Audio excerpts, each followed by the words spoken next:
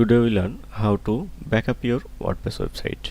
First, you need to access your WordPress dashboard and go to your plugins and add a new plugin.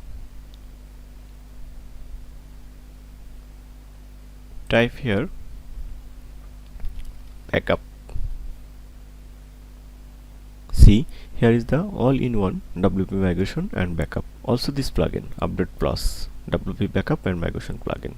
I use this plugin because I can download the backup file and restore anywhere. So install this plugin now. Installation complete. Now active the plugin, and you can see here is the menu item, all-in-one WP migration. Click on this one and here is the backups. Create a new backup. It's take some time.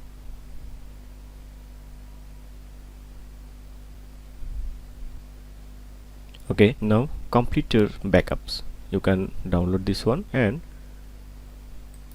if you need to restore the backups, you just click on this and restore the backup. If this video helpful for you, you can subscribe my channel for another updates. Thanks for watching.